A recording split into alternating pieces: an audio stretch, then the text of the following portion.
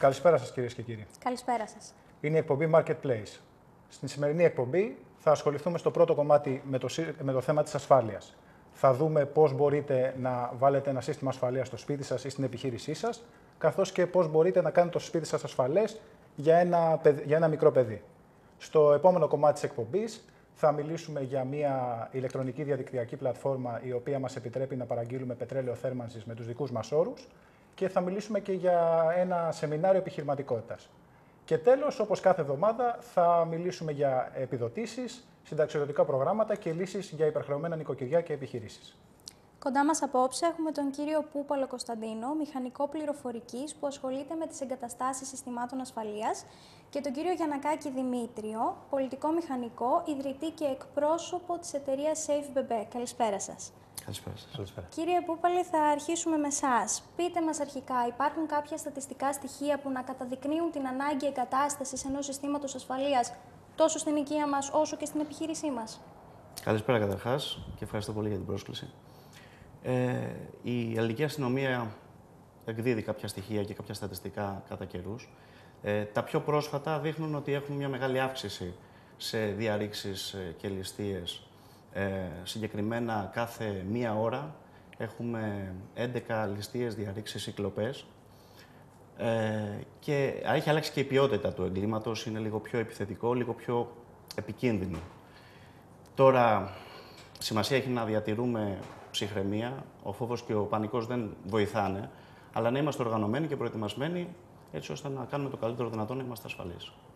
Κύριε Πούπαλε, όταν λέμε σύστημα ασφαλείας, τι σημαίνει αυτό, ποια είναι τα μέρη που τα αποτελούν και ποια είναι η λειτουργία του καθενός από αυτά? Ένα σύστημα ασφαλείας συμβατικό, το οποίο μπαίνει σε ένα σπίτι ή σε μια επιχείρηση, είναι συνήθως οι μαγνητικές επαφές που βάζουμε στις πόρτες και στα παράθυρα, ανιχνεύουν τη διάρρηξη, είναι οι ανιχνευτές κίνησης, προφανώς ανιχνεύουν την κίνηση, σιρήνες του συστήματος και όλα τα παραλυκόμενα έτσι ώστε να δουλεύει, τα πληκτρολόγια για να έχουμε την πρόσβαση να βάζουμε τους κωδικούς μας ώστε να το ενεργοποιούμε, να το απενεργοποιούμε.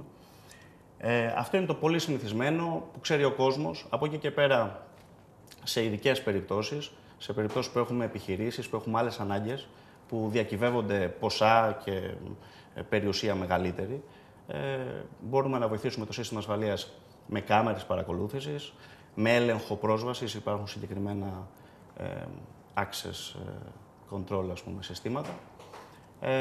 Και ανάλογα την περίπτωση, ανάλογα το τι πάμε να προφυλάξουμε, διαλέγουμε και το κατάλληλο σύστημα. Χτίζουμε δηλαδή ένα σύστημα και σύμφωνα βέβαια και με το budget που μπορεί κάποιος να διαθέσει.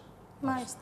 Θέλετε να μας πείτε με λίγα λόγια ποιες είναι οι διαφορές μεταξύ των ενσυρμάτων και των ασύρματων συστημάτων ασφαλείας?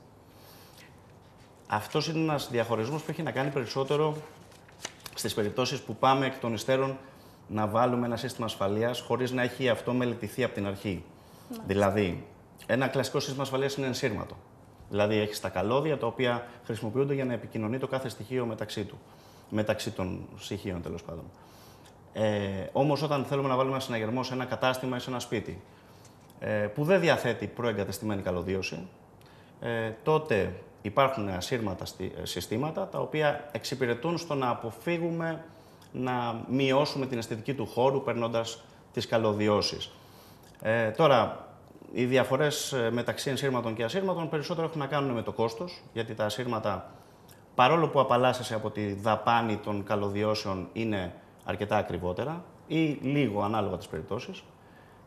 Και επειδή χρειάζονται μπαταρίες για να δουλέψουν, φανταστείτε ένα απομακρυσμένο ραντάρι με μαγνητική επαφή που πρέπει να έχει την ενέργεια να δουλέψει, αλλά δεν υπάρχει το καλώδιο να του τη δώσει, θα πρέπει να έχει τη δική του μπαταρία, άρα έχουμε κάποια χρόνια, συνήθως ανά τριετία, αυτά τα πραγματάκια θα πρέπει να έχουν τις μπαταρίες που αντικαθίστανται.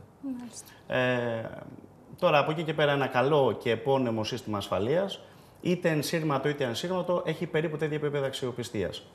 Σε πολύ υψηλού κινδύνου εγκαταστάσεις, τα ασύρματα αποφεύγονται γιατί υπάρχουν θεωρητικά κάποιες μέθοδοι ώστε να ο διαρρήκτης ή ο επίδοξος να τα απενεργοποιήσει. Αλλά αυτό είναι στη σφαίρα του πολύ δύσκολου, ας πούμε. Οπότε στις οικιακές εφαρμογές είμαστε απόλυτα άνετοι με ένα ασύρματο σύστημα. Σε ένα κοσματοπολείο όμως δεν θα το επιλέγαμε. Μάλιστα. Πέρα από αυτό που μας είπατε για τα ενσύρματα και ασύρματα, ποια είναι τα άλλα κριτήρια που προσδιορίζουν την μέθοδο της κάλυψης που θα επιλέξουμε για το χώρο μας? Νομίζω ήδη πάνω κάτω το έχουμε πει. Το σημαντικό είναι τι διακυβεύεται, τι έχουμε να φυλάξουμε, τι πιστεύει ο επίδοξος διαρρήκτης ότι έχει να βρει στο χώρο που εμείς προσπαθούμε να προφυλάξουμε και φυσικά και τι χρήματα μπορούμε να ξοδέψουμε προς αυτή τη κατεύθυνση. Οπότε εκεί προσπαθούμε να παντρέψουμε και δύσκολη καιρή. Ο κόσμος, όταν μιλάμε για οικιακές εφαρμογές, για παράδειγμα, αλλά και στις επιχειρήσεις υπάρχουν δυσκολίες, ο κόσμος προσπαθεί να βρει τη χρυσή τομή μεταξύ του τι θα ξοδέψει και πόσο ασφαλής θα είναι. Η απόλυτη ασφάλεια το 1000% προφανώς ποτέ δεν υπάρχει, αλλά προσπαθούμε, χωρίς να χαλάσουμε πολλά χρήματα, να έρθουμε στο 95%, στο 98% της ασφάλειας. Και αυτό είναι μια κουβέντα που την κάνω καθημερινά με τους πελάτες μου και συνήθως βρίσκουμε λύσεις είτε στα εσύρματα είτε στα ασύρματα συστήματα. Με δύο λόγια πείτε μας ποια είναι η λεπτομέρεια εκείνη την οποία πρέπει να προσέξουμε όταν επιλέγουμε να εγκαταστήσουμε ένα σύστημα ασφαλείας στο χώρο μας. Κοιτάξτε, 2-3 σημαντικές λεπτομέρειες και θα αναφερθώ περισσότερο σε οικιακές εγκαταστάσεις γιατί ένας επαγγελματίας θα ψάξει και θα τα βρει αυτά καλύτερα, δεν θα περιμένει εμάς να τα πούμε. Αλλά για τον πολύ τον κόσμο πρέπει να προσέχει τα συστήματα να είναι επώνυμα, γιατί υπάρχουν στην αγορά πολλά δεύτερα σε ποιότητα. Θα πρέπει να ζητάει στις ενσύρματες εγκαταστάσεις να γίνεται με κόλληση η ενώση των καλώδιων, το οποίο είναι πολύ σημαντικό. Δυστυχώς κάποιοι συνάδελφοι εντός ή εκτός εισαγωγικών στον χώρο δεν κολλάνε τις ενώσεις. Αυτό μπορεί να έχει ένα ρίσκο μετά από αρκετά χρόνια κάποια επαφή να μην λειτουργεί, οπότε μετά να λες τι γίνεται, γιατί δεν δουλεύει ο συναγερμός μου, γιατί δεν κλείνει κάποια ζώνη. Εμείς ως εταιρεία, εντάξει, προσπαθούμε σε αυτά τα θέματα να είμαστε άρεστοι, ώστε να μην έχουμε προβλήματα, γιατί είμαστε πάρα πολλά χρόνια και πιστεύω θα είμαστε για αρκετά ακόμα. Το άλλο που έχει μεγάλη σημασία είναι να διαλέγεις ένα συνεργάτη που να σου δίνει την εγγύηση ότι στο μέλλον θα μπορεί να σου λύσει και τα προβλήματα που μπορεί ενδεχομένως να έχεις, αν έχεις. Και μεγάλη σημασία έχει επίσης να προσέχει ο κόσμος την εγγύηση. Όλα τα συστήματα έρχονται με μια εγγύηση, αλλά αυτή η εγγύηση είναι πόσα χρόνια, είναι μόνο για το υλικό, είναι και για την αντικατάσταση, για την εργασία σε περίπτωση που προκύψει κάτι. Είναι θέματα τα οποία πρέπει να τα σταθμίζει κανείς, δεν είναι μόνο κοιτάω την τιμή, διαλέγω, δεν είναι ρούχο, το ρούχο αν τρυπήσει, το πέταξες, παίρνεις άλλο. Ο συναγερμός, αν δεν δουλέψει, μπορεί να είναι αποτέλεσμα πιο δαπανηρό από τον ίδιο τον συναγερμό. Θα έχει αντίκτυπο άμεσα στη ζωή μας. Αναφέρατε τους συνεργάτες, κύριε Πουπάλε. Έχει σημασία ποιος θα μας εγκαταστήσει ένα σύστημα ασφαλείας? Καλά, εννοείται. Πρώτα απ' όλα υπάρχει μια ειδική άδεια που εκδίδεται από την ελληνική αστυνομία για τον εκάστοτε εγκαταστάτη ή εταιρεία συστημάτων ασφαλείας. Αυτή η άδεια διασφαλίζει τη φερεγγιότητα, σε ένα βαθμό τέλος πάντων, του εγκαταστάτη. Από εκεί και πέρα, εννοείται ότι η τεχνική κατάρτιση του εγκαταστάτη είναι πολύ σημαντικό, να είναι σε ένα επίπεδο ικανοποιητικό για να μπορεί να μας κάνει σωστά τη δουλειά μας. Και είναι και μια σχέση η οποία δεν τελειώνει με την εγκατάσταση του συναγερμού. Ο συναγερμός θέλει συντήρηση, μπορεί να χρειαστεί επέκταση, μπορεί να χρειαστεί αύριο μεθαύριο να δεις κάποιες άλλες ανάγκες, οι οποίες δεν είναι μόνο στο κομμάτι του συναγερμού που ξέρει ο κόσμος και λέει «Α, βάζω ένα συναγερμό». Υπάρχουν κάμερες, υπάρχουν άλλα συστήματα που μπορούν να συνδυαστούν για να μεγαλώσουμε την ασφάλεια ενός χώρου, είτε επαγγελματικού είτε οικιακού.